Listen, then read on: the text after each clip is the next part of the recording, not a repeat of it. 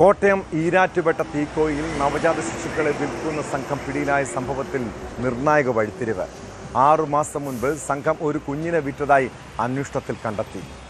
പുതിയ എഫ്ഐആറുകളിട്ട് അന്വേഷണം വിപുലപ്പെടുത്തുമെന്ന് കോട്ടയം ജില്ലാ പോലീസ് മേധാവി സാബു മാത്യു പറഞ്ഞു.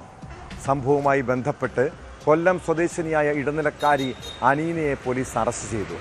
ഈ മാഫിയ സംഘത്തിന് സംസ്ഥാന വ്യാപകമായി കണ്ണികളുള്ളതായി സംശയമുണ്ട്.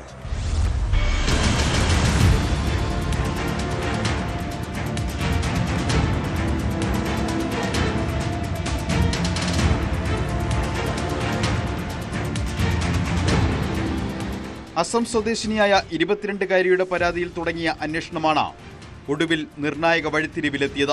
തീക്കോയിൽ പ്രവർത്തിച്ച സംഘം ഒരു കുഞ്ഞിനെ വിറ്റതായി അന്വേഷണ സംഘം കണ്ടെത്തി. 6 മാസം മുൻപാണ് സംഭവം. ഇതുമായി ബന്ധപ്പെട്ട നിർണായക തെളിവുകൾ ലഭിച്ചതായി ജില്ലാ പോലീസ് മേധാവി സാബു മാത്യു വ്യക്തമാക്കി. നിലവിൽ ഒരു കേസാണ് എഫ്ഐആർ എടുത്തിരിക്കുന്നത്. മറ്റ് ചില ഇൻസിഡൻറ്റും കൂടെ നമ്മുടെ അന്വേഷണത്തിൽ വെളിവാകുന്നുണ്ട്. അതിൽ പ്രാഥമിക അന്വേഷണം നടത്തി വരുന്നു. ഇന്ന് ഒരു എഫ്ഐആറും കൂടെ ഞങ്ങൾ എടുക്കും. ഒരു കേസും കൂടെ എടുക്കുന്നുണ്ട് വേറെ ഇൻസിഡൻറ്റിന് വേണ്ടി. അപ്പോൾ അതിനെക്കുറിച്ചൊരു പ്രാഥമിക അന്വേഷണം നടത്തിയിട്ടുണ്ട്. പക്ഷേ അത് അന്വേഷണം എഫ്ഐആർ എടുത്ത് നടക്കുന്നതുകൊണ്ട് അതിനെക്കുറിച്ച് കൂടുതലൊന്നും പറയാൻ സാധിക്കില്ല. 1-2 ഇൻസിഡൻറ്റും കൂടെ വരാൻ ഇതുവരെ അന്വേഷണത്തിൽ തെളിവെന്നാണ് തോന്നുന്നത്. സാറത് ഈ കുട്ടികളെ ഇങ്ങനെ വിറ്റു എന്നുള്ള രീതിയിലുള്ള കേസാണോ അതോ ഇതിന് സമാനമായ കേസാണോ? വിൽപ്പന നടത്തി എന്നുള്ളതാണ് ഞങ്ങളുടെ കേസ്. കേരളത്തിൽ തന്നെയാണ് കേരളത്തിൽ തന്നെയാണ് ഇതുവരെ കിട്ടിയേക്കുന്ന വിവരങ്ങൾ കേരളത്തിൽ തന്നെയാണ്. കേസ് അന്വേഷണം തുടരുന്ന സാഹചര്യത്തിൽ കൂടുതൽ വിവരങ്ങൾ ഇപ്പോൾ വ്യക്തമാക്കാൻ കഴിയില്ലെന്നാണ് പോലീസിന്റെ നിലപാട്. എന്നാൽ ഒന്നിൽ കൂടുതൽ കേസുകൾ ഇനിയും ഉണ്ടാകുമെന്ന സൂചനയാണ് പോലീസ് നൽകുന്നത്. സംഭവത്തിൽ സംസ്ഥാന വ്യാപകമായി കണ്ണികൾ ഉള്ളതായി പോലീസ് കണ്ടെത്തി. ഇതിന്റെ ഭാഗമായാണ് ഇടനിലക്കാരി കൊല്ലം സ്വദേശിനി അനീന തസ്നിയെ പോലീസ് അറസ്റ്റ് ചെയ്തത്. ഇവരുടെ നമ്മളിപ്പോൾ അറസ്റ്റ് ചെയ്ത് റിമാൻഡ് ചെയ്തവർ പല ജില്ലകളിൽപ്പെട്ടവരാണ്. അതേ ഇപ്പോൾ പറയാൻ പറ്റുള്ളൂ.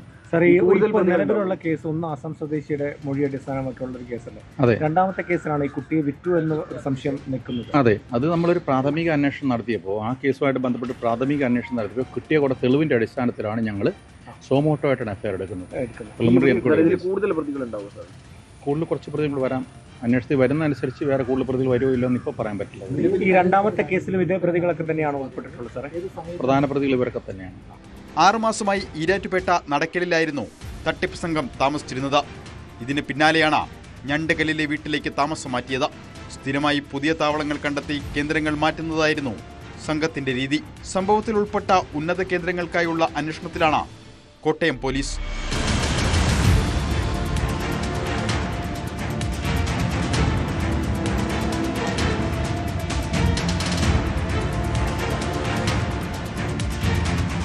ന്യൂസ് 18 കോട്ടയം.